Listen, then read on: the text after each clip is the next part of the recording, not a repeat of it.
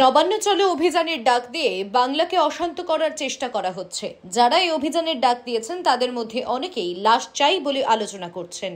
এরকমই দুটি গোপন ভিডিও দেখিয়ে বিস্ফোরক তৃণমূল নেতা কুণাল ঘোষ। মঙ্গলবার 27 আগস্ট নবান্ন অভিযানের ডাক দিয়েছে পশ্চিমবঙ্গ ছাত্র সমাজ নামে একটি সংগঠন। কিন্তু এই নবান্ন অভিযানের পেছনে বড় চক্রান্ত রয়েছে বলে দাবি করা হলো তৃণমূলের তরফে। সাংবাদিক বৈঠক করে তৃণমূল নেতা কুণাল ঘোষ বলেন, একটা বড় চক্রান্ত চলছে আগামীকালের মিছিলকে কেন্দ্র করে। শকুনের রাজনীতি করছে বিজেপি, ওরা বলছে বডি চাই। পরে তার বক্তব্যের সমর্থনে দুটি ভিডিও দেখিয়ে তৃণমূল নেতার আরও দাবি, গুলি চালানো এমনকি ওই মিছিল থেকে ইচ্ছাকৃতভাবে খুনের ষড়যন্ত্র করা হতে পারে। যদিও ভিডিও দুটির সত্যতা যাচাই করেনি ইউএন লাইভ।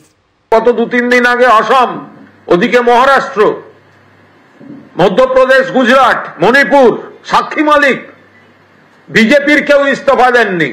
ফলে ন্যায় বিচারের দাবি নয়, এরা রাজনীতি করছে। আমরা আপনাদের একটা ভিডিও দেখাবো দুটো, আপনারা দেখবেন। সেই ভিডিওতে আগামীকাল যারা তথাকথিত নবান্ন চলো ডেকেছে, যারা ডেকেছে তারা স্ট্যাম্প মারা তাদের রাজনৈতিক পরিচয়। পুলিশ তাদের বলেছে যে আপনারা লিখিতভাবে জানান কর্মসূচি। এই ধরনের কর্মসূচি তো লিখিত অনুমতি, রুট এগুলো দিতে হয়, যে কোনো দল দেয়। পুলিশের কাছে কোনো অনুমতি নেওয়া হয়নি, কোনো রুট দেওয়া হয়নি। গন্ডগোল গন্ডগোল কেন? ভিডিওটা দেখুন। এই চক্রান্তকারীরা বলছেন রাজনীতি করার জন্য বডি চাই, বডি। দেখুন ভিডিওটা। আমিও বলছি যে 27 তারিখ যে আন্দোলনটা, এটা আদৌ কি শান্তির আন্দোলন হবে? আদৌ শান্তির আন্দোলন হবে না। আর এটা থেকে আবারও নতুন করে টিকা নেবে, গুলি চলবে, এখানে রবার্ট বুলেট চলবে। রবার্ট বুলেট আমার মনে হয় না ওরা বুলেট চালাবে, কারণ ওরা কিন্তু একটা জিনিস বুঝেছে, কিন্তু এরা চালাতে বাধ্য করাবে। মানে যারা যাবে এখানে একটা ভেতরে বিরাট রাজনীতি চক্র চলছে। এইটা থেকেই হয়তো একটা অন্য কিছু মোড় ঘুরে গেলে ঘুরে যেতেও পারে, আমার ধারণা আর কিছু। তো সবই দেখার ব্যাপার, কি হয় এখন দেখা যাক।